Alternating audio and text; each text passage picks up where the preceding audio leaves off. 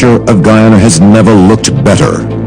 Our nation is on the cusp of a development program like never seen before. While Guyana is now emerging as an energy giant through the discovery of massive reserves of oil and natural gas, it is your government's intention that the huge benefits emerging from this will go where it matters most, to you, the people of this beloved country.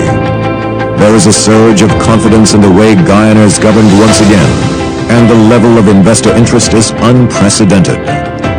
Guyana is poised to become the breadbasket of the region, and the pace at which this nation will grow through prudent fiscal management will be nothing short of impressive. But more than anything else will be the way every Guyanese, regardless of color, class, or creed, becomes a part of this historic period of national transformation, sharing in the wealth and well-being of it all as one Guyana.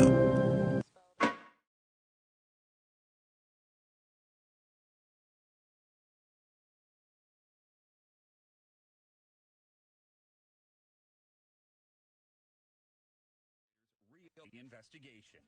We did a disservice to the entire school community. That apology didn't calm teachers and parents were kept in the dark until the video went viral this week. We as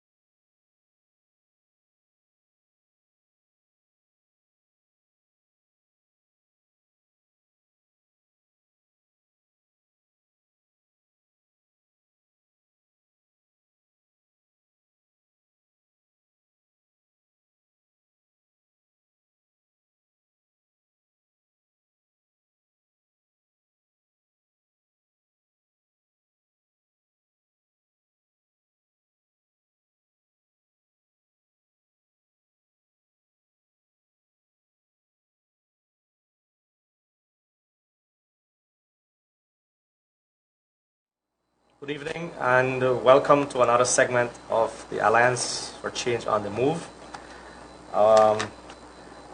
Last week we had a very nice program. We had a total of over 7,000 views on our program. We want to thank those persons. We want to thank those persons who called last week. We had some queries and so on. We are going to address that tonight. In studio tonight, we have some youths here. And I must apologize that for our minister was not feeling well, Mr. Raphael. So I want to apologize for that, for him not to be here. On our studio tonight, we have on my right Mr. Leon Hunt, an AFC executive member. To his right, we have Arnold Sukraj, another AFC member. And our guest tonight with us, we have a very young, youthful gentleman here. Youthful or youth? His name is Randolph Critchlow. He is the GYSME executive member. I want to welcome you guys tonight to this program. All right, thank you. As you can see tonight, we have very youthful delegation here because we believe in our youths and we want to give our youth an opportunity. So tonight I want to start our question here with Leon, and we are going to focus on our youths and tell us the opportunities and possibilities that exist in our youth in terms of education. If you can start with that. Good night to all the viewers. It's very grateful, and it's very nice to be back into your homes, especially in such a political season and time. To the question, there's a lot of negative information being peddled pertaining to young people being left out in the wilderness, young people not having what was rightfully theirs, or promise of the government not being delivered. What I want to make absolutely clear is that is far from the truth. The government have implemented a lot of systems in place for young people to have a second opportunity. Like I said last week on the program, we've spent billions of dollars, and the recent results of the examination, both at the common entrance level and at the secondary level, we've seen a tremendous improvement in our educational sector. That is clearly an indication that monies are being spent to develop the education of people. One of the things we need to get very clear is that when you have an educated population, when you have young people that are educated, that is why we are fighting so much for free education. When you have young people that are educated, their minds are not easily detoured. They're not easily kerfuffle, like I like say. They're much more focused. They can make better decisions. So we believe that spending money in our educational system, spending money in giving young people a second opportunity at exams, basically skill training, having them involved in the oil and gas sector, those are ways and means of we not giving them an opportunity to catch a fish, but to learn how to catch this fish so that they can become great and they can become young entrepreneurs, they can become their own business people.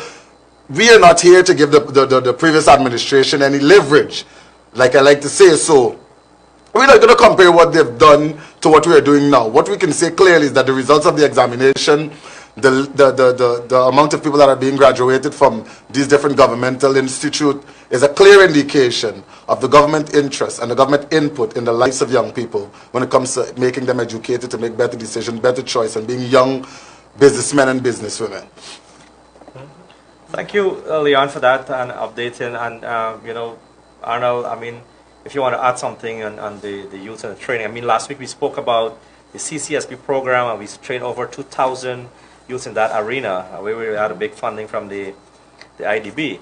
Arnold, I don't know if you wanted to tell me something more on that. Yeah, good night, viewers. It's good to be back here. And continuing, as you said, from last week in terms of training, the government is spending millions to train our youths. As you rightfully said, through the CSSP program, we're training over 1,000 youths in various communities, skills. We're providing scholarships for these youths. Just recently, if you look at the Natural Resource Ministry, you have the Youths in Natural Resource. That's currently going on. That's training again. We have the Bartram School, Bartram College taking in applications right now for young persons. And one of the things that makes me happy is recently our Attorney General, just early this week, scholarships for the law students to you within law school. I mean, that is something. That's a major plus. A major plus, because when you got to go to law school, you got to spend $5 million. That's just in just your first year. That is a major assistance given to our young people there to go to law school. So the government is spending, and one thing we can see, and we can say for sure, is that we're getting value for money. Yep. Just look at the CAPE results, look at the recent CXC results, look at the National Grade 6. Yeah, we're getting value for money. So the money that the President Granger is spending in the education sector, whether it's buses, the boats to take children to school, the bicycles, the books, the breakfast program, it's all adding up. And we are getting value for money. It's no longer, I saw something on Facebook early in the week where, the opposition used to get this 10,000 grant. And how long can 10,000 last you? Yeah. Right? Yeah. You're getting way more. I think when we looked at the figure just under the 5Bs program, it's about per year, when you calculate, about close to $500 million being saved by parents. So we are doing things, we are spending where we need to spend, and we are getting value for money where education is concerned. I want to thank you for that, Leon, because, sorry, Arnold. I want to thank you. You guys look alike, you know. I want to thank you, Arnold, for... We're brothers, you can see the resemblance. For that, because I know the education only impacted the person on the coastal land now. The hinterland region is really performing. Yeah. And if you look at the person came out here on scholarships, those are the person who gain. And it all happened in government schools. I mean, and that is why I wanted tonight programs that we're going to focus on youth, because I want to tell you this, viewers, is that our election is going to become very shortly. Our population will depend on 70% of our young people that will be exercising franchise. And I want you to be conscious about that, because when you have to look, if you are in an opposition seat and you know that 70 to 80% of the person's young people, and you know that they can remove you from, they won't allow you to get into power, you will do anything within your capacity to disenfranchise these people from voting. That's the point. And you have to understand the game and the gimmicks that is being played by opposition opponent that we have currently here. And so I want you guys to understand clearly. You have to think for yourself, read for yourself, research, analyze, make decisions for yourself. If you are going to be the future for tomorrow, then you have to start make decisions for yourself. And this is what the message we want to spread to you tonight. So we started by telling you the education, what we have spent as government, how much we have spent, what is the result we have gotten. Guyana is on the brink of a big economic boom. You have seen one of the most fastest growing economy in the world. So tonight I want to turn to my guest, Mr. Critchlow, and can you tell me with the GYSM and the youths what you have within your party, and tell us exactly what you're doing in terms of this? I mean, we would echo this. Let me start by saying thank you very much for having me on the program. I want to not to deviate too far from the message that you guys would have started just now, and highlight a couple of things. I'm very, very happy that we have programs like these that can dispel some of the myths and the lies, misinformation out there. Because there's, like my friend Ganesh likes to say, there's a war going on between reality and perception, right? So we want you to be clear on what the facts are, right?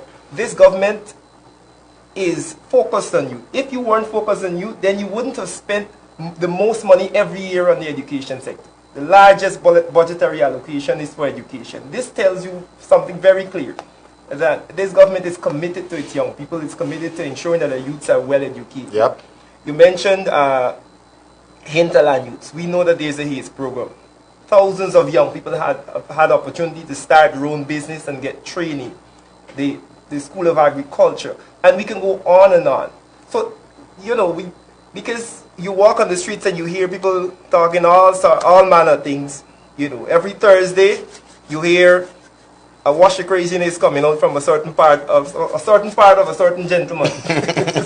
Right? Every single Thursday you sit there for 2 hours and just spew nonsense. But don't be fooled. The facts are very, very clear. This government is a caring government, and it cares about its young people. All of these programs, all of these training programs and the opportunities granted to our young people. Let me just zone in on 2 quick things.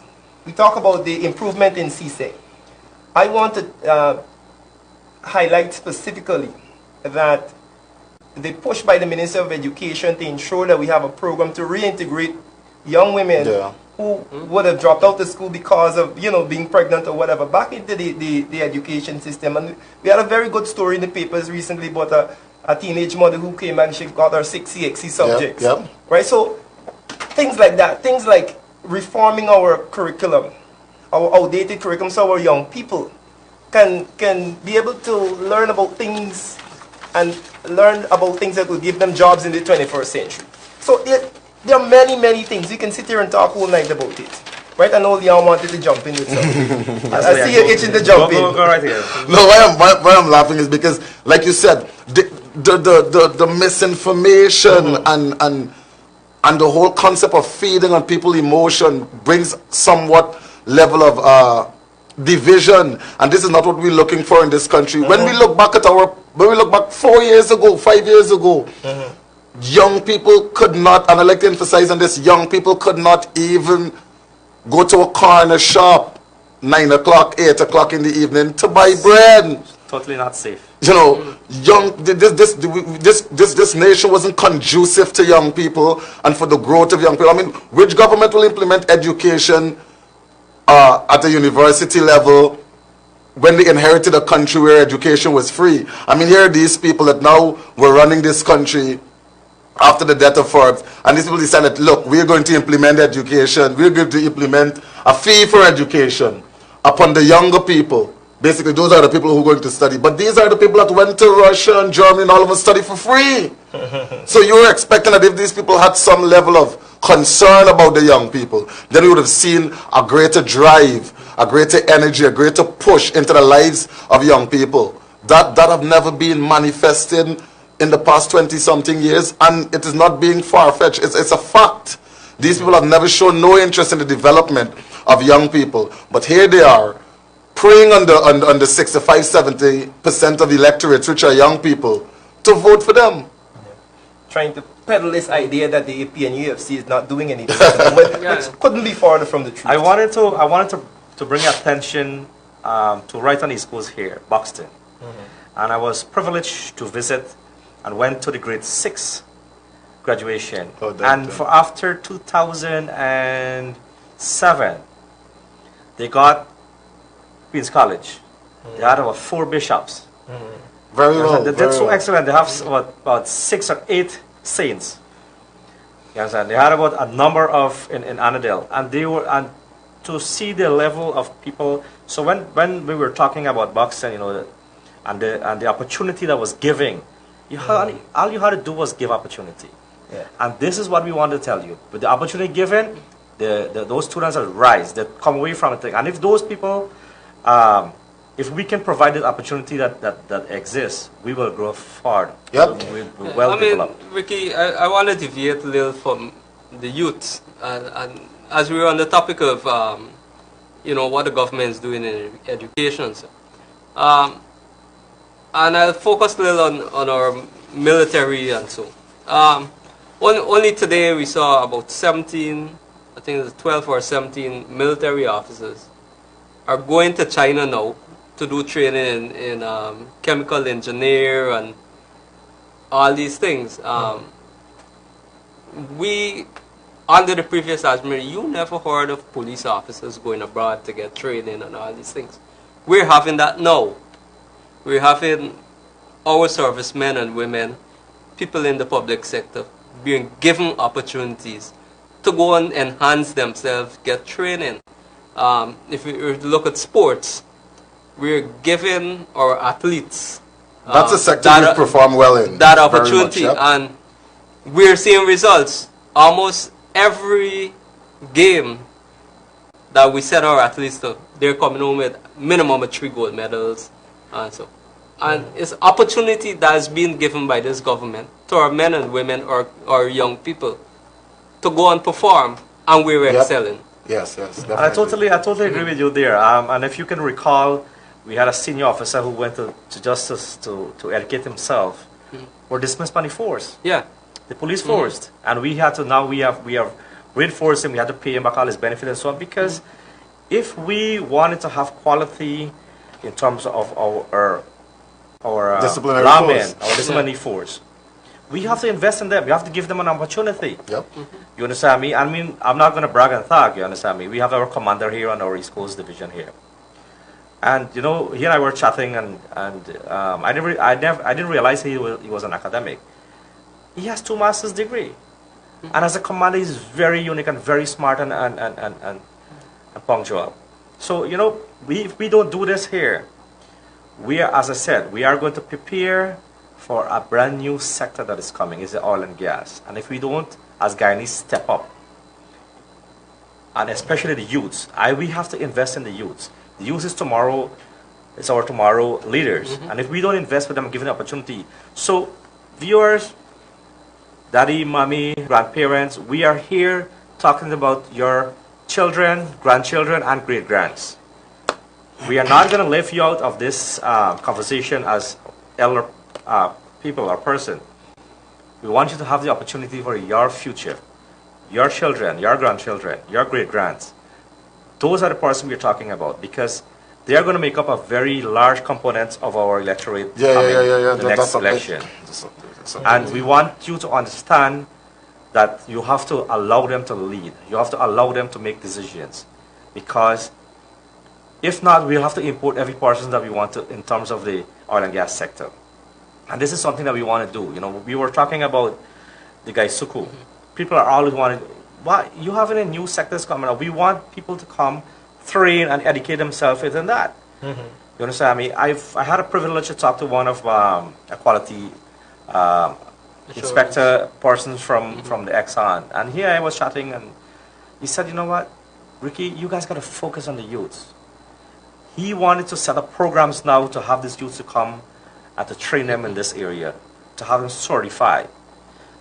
Remember, oil and gas sector, probably 99.1% is safety. Yep. You cannot slip on that, and you have to understand that. So, gentlemen, I want us to if you can tell me a little bit more on the youths and in terms of health. And I know, Priscilla, you were telling me something about the AIDS program and what has been done. If you can elaborate a bit more on that, would be very nice. Before we jump to that, we're talking oil and gas, and one of the misconceptions is that oil and gas means that you must be working in oil and gas. Guyana finding oil means that so many other things will be opened up for young people. Exactly. So you don't need to be an engineer. Though it would be nice if we have more engineers. Yeah, that would be very nice. Real nice if we have more engineers. You don't need to be an engineer to benefit from our oil wealth and the oil and gas sector, because so many other industries will be opening up around those. Service, you know. And food, this is what agriculture, barbershop. This is what we want young people to understand. You have an opportunity, as Leon said, to become an entrepreneur. Yeah, of course. Right? You might be able to, you know what? Let's see if I can get a grant and open up a laundromat or something. Because the amount of persons that will be coming into our country, they will need services, they will need food, they will need transportation. So you need to start thinking and dispel the idea that, you know what, if I'm not an engineer or not working on the oil rig, then you're doomed. And then you're not. You're not. The pie will be so big that you can have a piece from any part of it. It doesn't need to be from being on an oil rig. So we need to let our young people start thinking like that, right? But I mean, you know, when it comes to, I was about to say, we're talking about young people and you said health. The health. You said health. We were talking about the AIDS program that you were talking about, where among the youth were trained in those areas, and to make them aware of those. Okay. Oh yes. Well, I mean, there's so many. You see, there's so many other programs happening. So much things are happening in the health sector right now. I mean, shout out to the Minister of Public Health. But there's so many things happening in the health sector. Let's look at the water ambulance initiative that have started. You know, I mean, when people talk about like I normally say, we on the course find ourselves so comfortable at times, Critchlow, that when you travel into the hinterland, that is when you realize that the things that we take for granted, how much appreciative we should be when it comes to these things. Like, we may look at getting hurt and going to the hospital and having to wait a couple of minutes, but we're not looking at the medical treatment is free. We're not looking at there are people in the hinterland that get injured, that there's no way for them to come to the city fast. So you will find people that are peddling these bad ads on television. Oh, they're giving away 2 boats and this. And those people never had those things. These people were a lost set of people. If you can just add, I mean, I know what you mentioned, but I mentioned his, which is, you know, the hinterland entrepreneur thing. The program for young people, to train them, and then through that program they end up getting a grant to start a business. Which is great. That the Ministry of Indigenous People Affairs has been implementing has seen thousands of hinterland youths being trained and being given grants to develop their business, right? And this is what we need more of, right? Young people starting their own business. That's what we need. That's how the nation is going to grow. You know, let me jump in here. We're talking about young people and health and so. Just look at the fire service. We have about 100, I think the figure is little over 100, young people that are employed as EMTs. Right? Yes. And if you look at the ambulance going around Georgetown and so now, it comes with at least full EMTs on it. Yeah, definitely. And it's strictly young people. I don't think any one of them is above 35 or 40. Strictly young people. The program is being headed by a young person, right? So we have an entire medical fraternity there. That is completely young people. So, and we're employing more. Right? So, there you go. The investment. Yeah, and I think recently the Ministry of Health has got a nice donation from the food for the poor, food for the poor with over 100 beds and an ambulance, etc. I think we had a privilege to see that the ambulance this morning. We wanted to know where it came from, the brand new ambulance at the public health. So, Leon, we want to bring the youths into different sectors. So we were talking about education, we were talking about the health. Let's talk about infrastructure. What's the role they can play in infrastructure? Well, Guyana is developing. We all know this. We are on a fast pace. Guyana is actually playing catch up. We can say in every sector, in infrastructure, in every sector. But this is our country. This country belongs to all of us, and young people has an essential role, an important role to play in the development of this country. That is why we emphasize so much on young people learning a trade. It is important for you to. We have to build roads from now till eternity. We got to bridge the regions. We gotta build roads in the hint. There's a lot of roads. There's a lot of bridges. There's a lot of infrastructure that is going to come that young people have to play a major role in. That is why we look. For instance, you have a family of 5. Before we go to this young people point. You can remember there was a period of time in our country when you came, we touched on Buxton, when you came from a certain village. May not only be Buxton, I'm from Kitty, and Kitty was once, I think it is probably still a bit tarnished. So when you see you come from a specific area, they just got to see the address on the application, and you're a Ghana. So young people can, that is why when I hear the opposition talks about 5,000 jobs for young people, so many jobs for young people. Where were these jobs all the time? Where was these jobs for young people? The aim of the government is to equip young people to be entrepreneurs.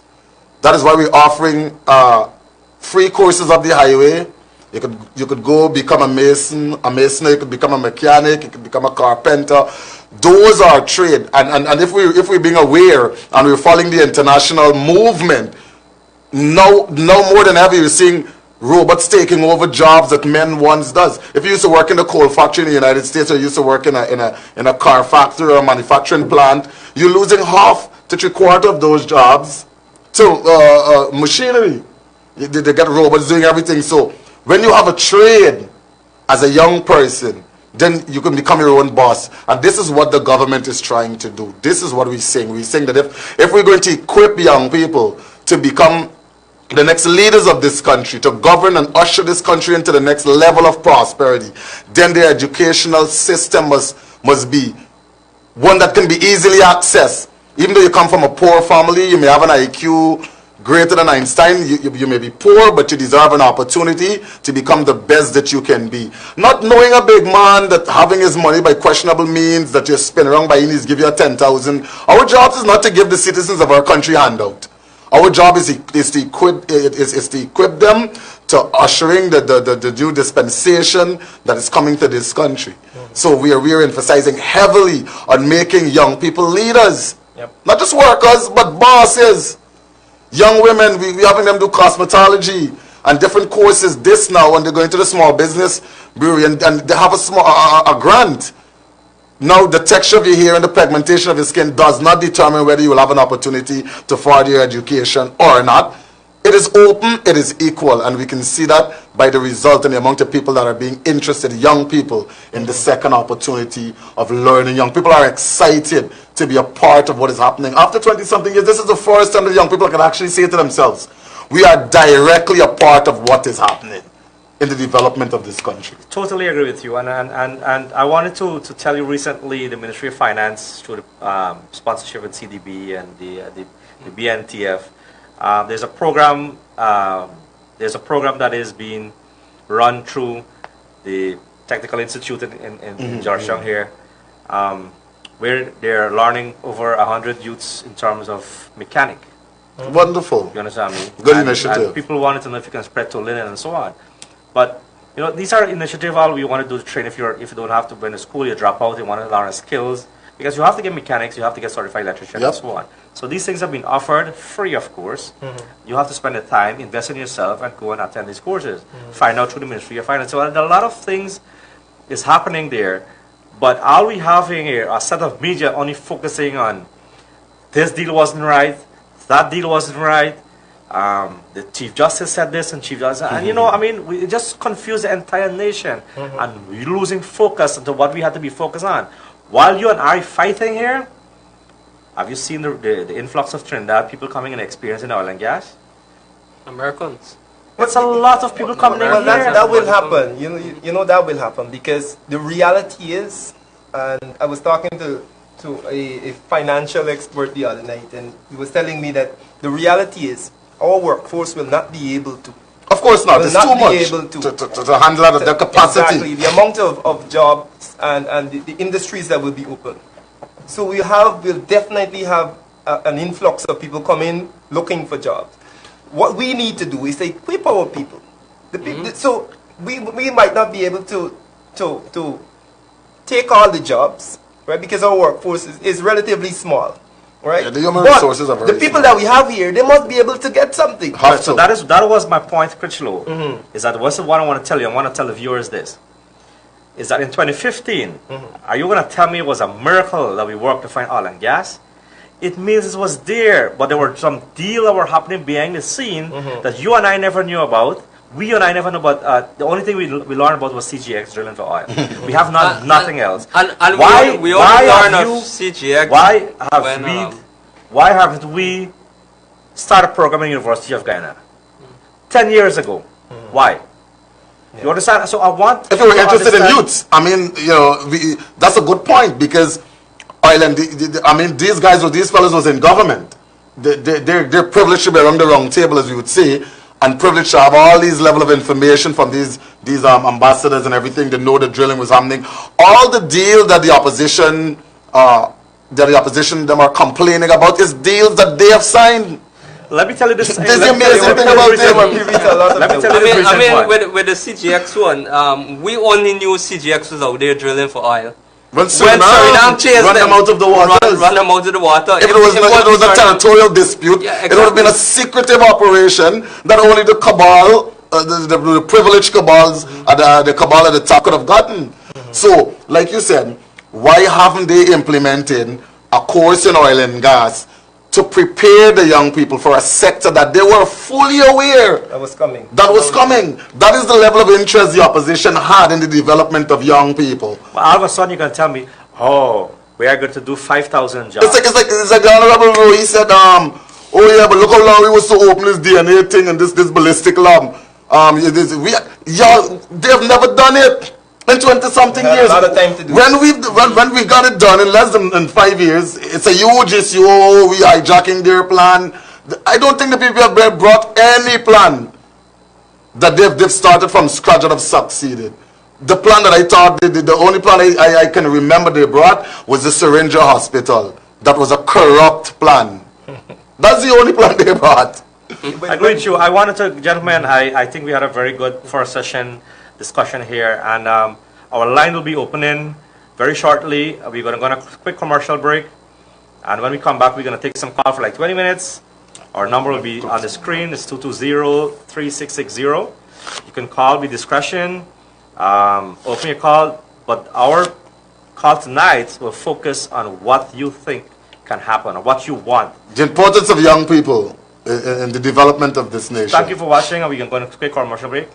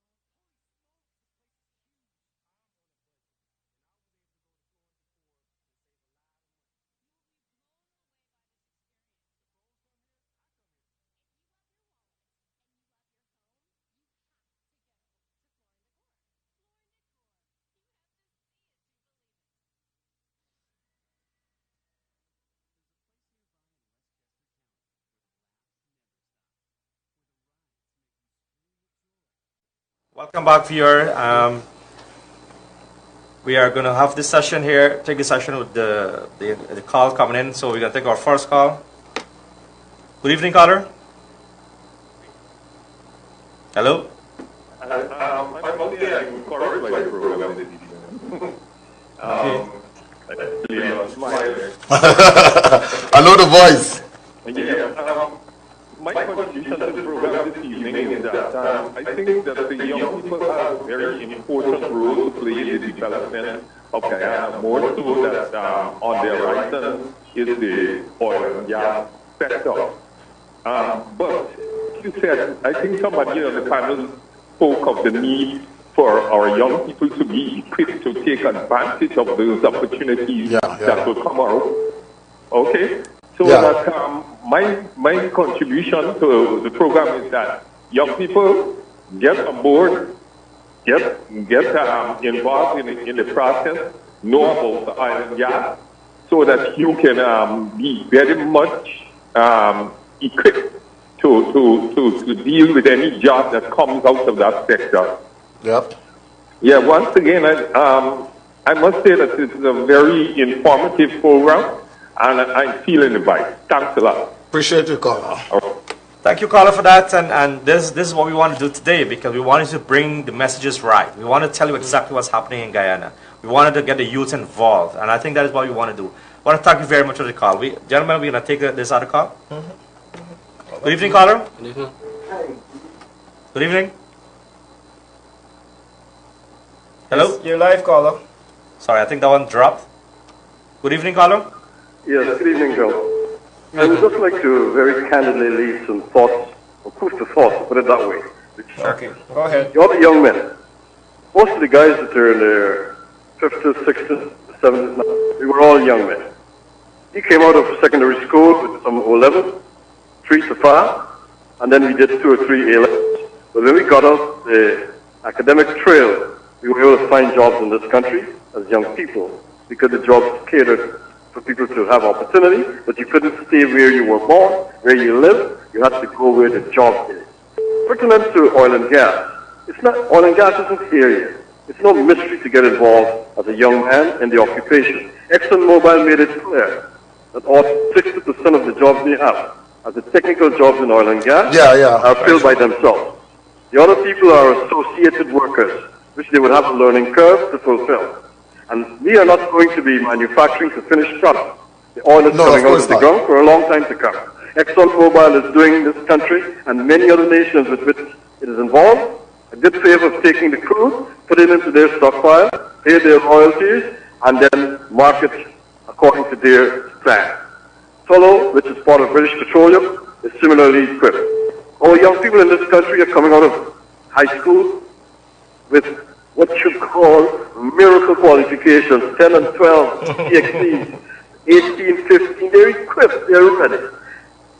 The oil and gas people said, the owners of it, ExxonMobil and them, said, you have to be willing and ready and able to get into the associated jobs that's concerned with the exploits of oil and gas. So let us understand that carefully. And secondly, I commended Alliance for Change the other day in a program that Minister Patterson had conducted, because this party has got men and women who decided that they're not going to stick to the traditional politics of political slander and destruction. They walk easily out of the PNC, easily out of the PPP. They put themselves together. They set up an agenda of cooperation. They had a mission to accomplish. It was not about itself. The only party in the history of this country that ever came together and decided to work for the betterment of this country and achieved it in less than 10 years is the Alliance for Change. They cooperated with a party. They maintained their individualism and their purpose. You gentlemen coming through now to take the helm of leadership in the AFC, work always for the mission until you get to the point where people will recognize that AFC is now ready, like a PNC or a PPP, to take the helm of this country forward. I have not seen this happen in a party in this country before. And whoever don't know this, understand AFC is not about political power, political slander, or exploit. AFC is about building this country, and it will accomplish that. Thank you, gentlemen, and I get some utmost regard all leadership and membership of the Alliance for Change. Thank you very much, sir. Thank you very much. Let me just pick up quickly on what the caller said. Because I want to emphasize on something he said also. That is exactly what I was trying to see. That there will be many jobs outside of the specialized oil jobs. And we need to ensure that we inform our young people how to take advantage of those. And that is really the meat of the matter is you will find jobs. No, I totally agree with you, and you know, we have to, that caller made some very good valid point. Good evening, caller. Good evening. She was ready. Good evening. Hi, good afternoon. How are you? We're okay, caller. Get some verification on this household registration. Sure. Can you speak up a little bit more? I was following a program. Well, listening to a program. They say if you don't register, you still can vote. Can it happen? We didn't hear you. We didn't get the question clear. Can you repeat it? No, I was listening to some youngsters 65 just now. They're saying that if the Chief Justice ruled that out, as long as you're registered already, you don't need to register back. So I wonder if you just register, how can you vote? Chief Justice what the Chief Justice said is basically you are not allowed to take off persons from the list that is already on the list. However, because GCOM has the house registration, in order to vote, you will be required the new ID card to vote, right? So you have to register. Could you shed some light, no? What happens is you can't take off people from the list. Right. The registration process running right now is to improve the list, basically. Correct. So that the persons sanitize it and to add to it. So persons who may not be on the list at this moment will be able to get on the official list of registrant. And I don't. You should not buy into the idea that you don't need to register. It is your right to register. You have to register. Don't let people tell you that you don't have to register. Right? I'm not saying that not registering, well, I will not say that not registering will disallow you from voting, but you have to ensure that you register so we can end up with a credible list at the end of the day. Thank you. Plus to cut it all off. Good evening, caller. Hello. Good night, caller. Yeah, you saying the government cares about young people. The first thing it did, they committed 10,000 cash from the youth them. What did you need to, excuse me, caller, excuse me, caller, you need to be a little more clear, and could you take your time because we're not hearing you. I said, the panel said that this government cares about young people. Yeah. The first thing that they do when they get in power and take away the 10,000 cash grant. I'm a parent with 8 children, and now you're coming back now and say about cares about young people. Caller, I think whoever informed you, you're misinformed. Thank you. You were misinformed because when we got into office in 2015, actually that grant that they were giving to the school children was a gimmick. It was basically they said themselves that it could not have continued. They could not have sustained it. So it's not something that we have took. Listen to me. You give a family $10,000 for a child, or you give that child breakfast in school, books in school, a boat in the hinterland to take them to school, a bus to take them to school, a bicycle, a backpack. You will guarantee that your children will go to school, they will eat. You guarantee that they'll have a bus to take them, a boat to take them, they'll have a bicycle, they'll have a backpack, they'll have books, they'll have boots, they'll have the sneakers.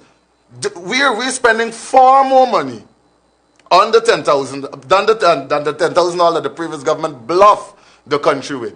That they themselves say themselves that they could not have sustained it. We're spending and caller. Like I said, this program is here to fact check. This program is not here to point fingers and blame people. We're here to simply fact check. We're all smart people here. If they were spending money on school children and the development of these school children, our educational level would have been higher. Our educational level had fallen under the previous administration and is beginning to grow under this previous administration. So it basically clearly shows where the emphasis and the money is going. So if the $10,000 grant, according to the caller, bothers him, I am sorry, because for those in the hinterland and the rest of the country, they're very much grateful for the 5Bs that we've produced. And the result of the President initiative of the 5Bs is clearly shown in the results of the Ministry of Education, because the children have manifested that effort that we've put in. It is clearly seen. Thank you, Leon. Let me just take this one. Good evening, Hello, caller.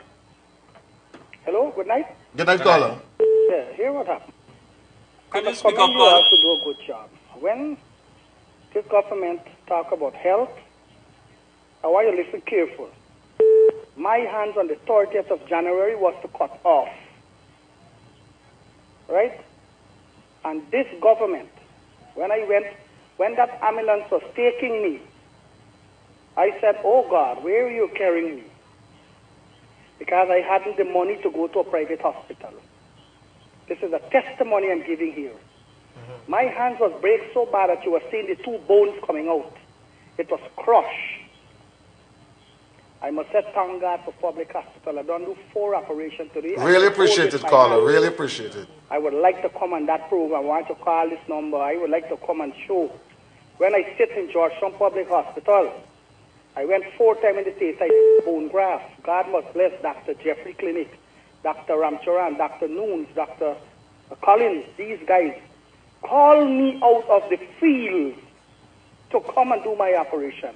The last one I had was just 6 weeks ago when they removed all these pins and swans in my hands. Now my hands, they give me 3 months not to hold nothing, and already I'm start holding like 8 pounds, 10 pounds. Good therapy. And I tell you, right, I eat the food, I sleep on the bed. The hospital is a top hospital, I tell you. Because I'm an Indian speaking and I is from a village, I want to call the name because I'm going to get stoned again. Please don't, please don't. Right? And I voted for this government.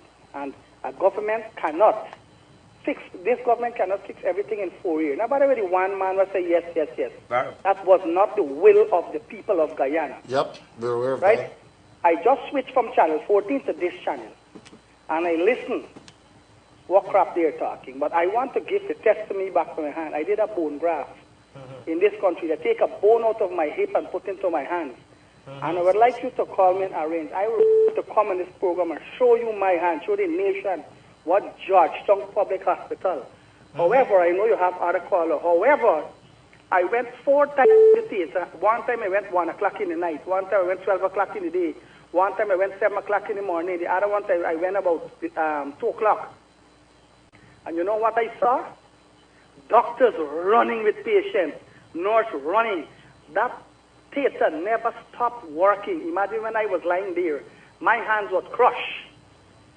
Another man's foot was crushed.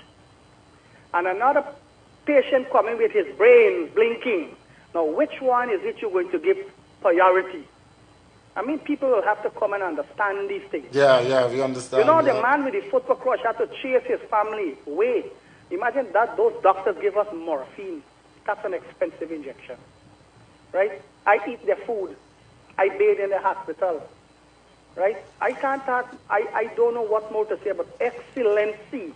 Thanks a lot, Carl. So I would Thanks like a lot. to come on that program for letting the nation see my hand. And when you want to see how people getting by, go every Wednesday to Dr. Jeffrey Clinic. See how them make them and patch them up. I see men break up and men start to walk. And you know what? These doctors there are not leaving you until you get it right.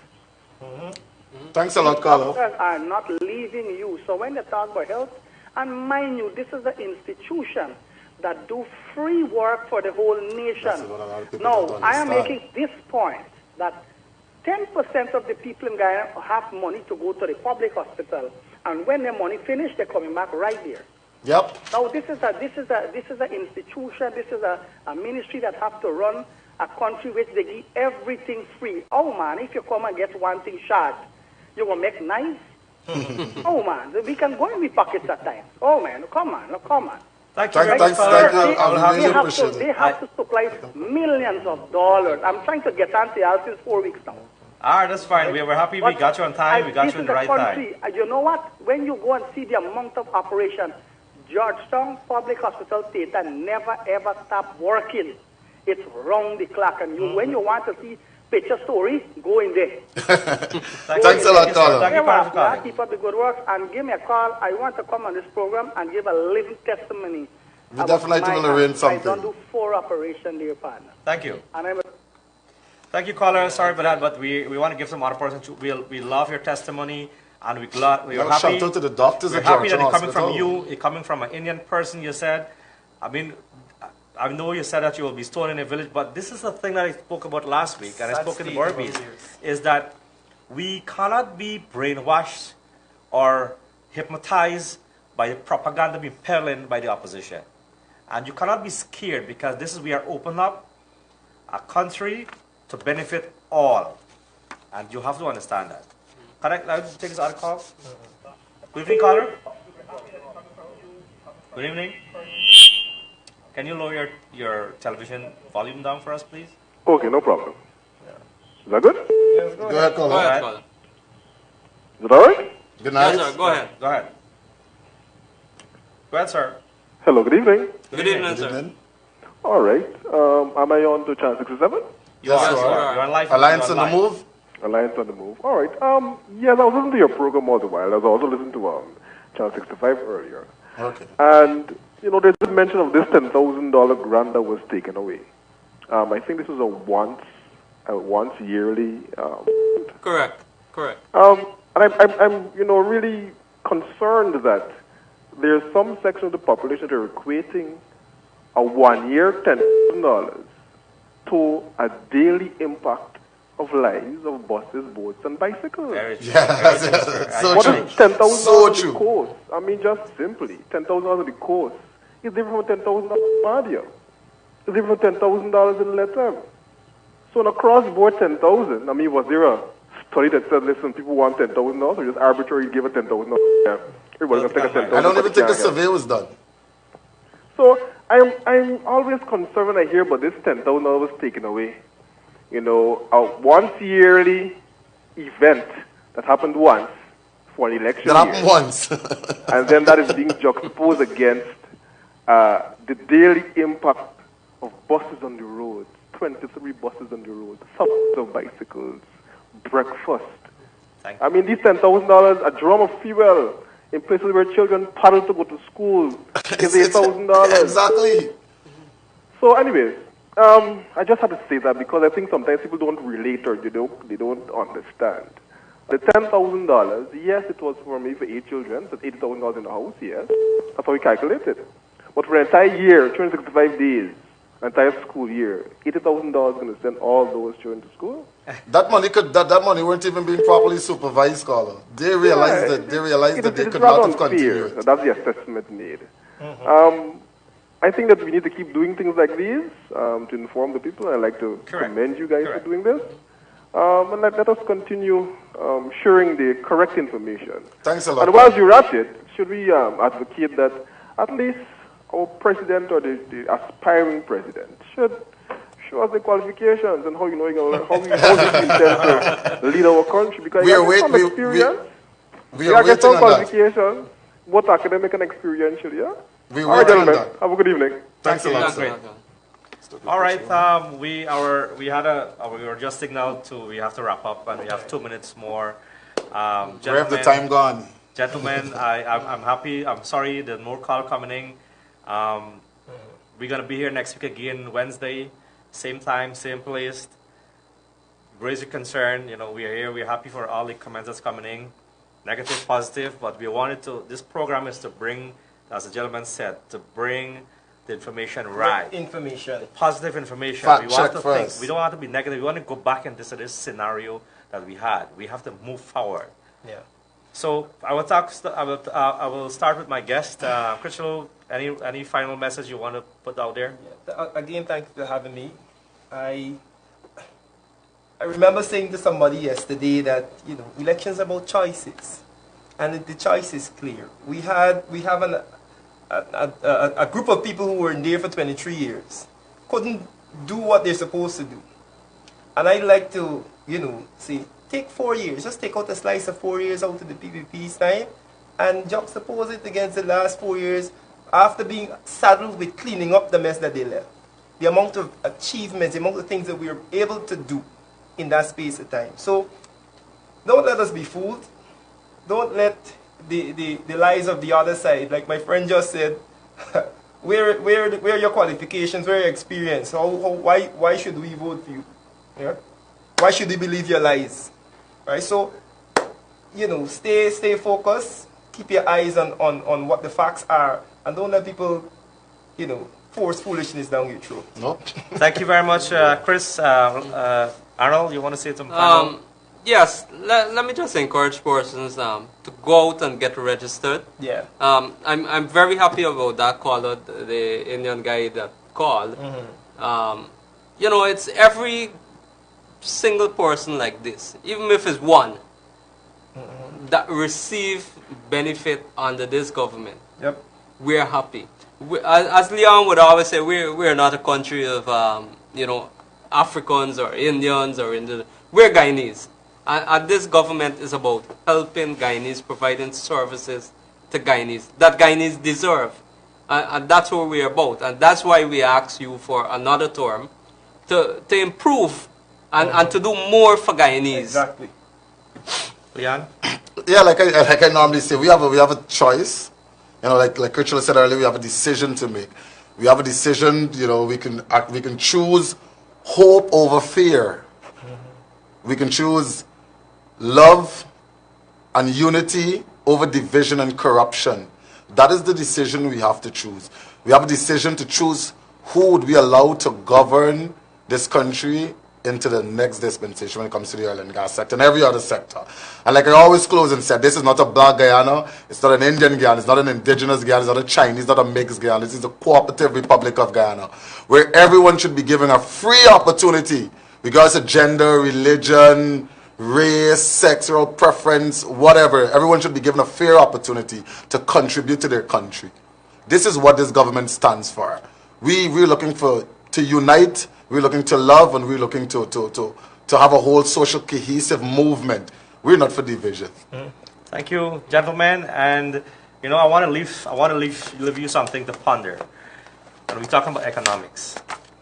And as I said earlier in my program, that we are one of the most fast-growing economy. Yeah, we've done Comparing from the last administration 4 years back, a 2.1 GDP versus a 4.1 GDP. Which government you going to put in power? So, as I said, every good term deserves another. I want to thank you very much, viewer. Stay tuned for us. Look out for us next week again. Same time, same place. Thank you. Good night. One love.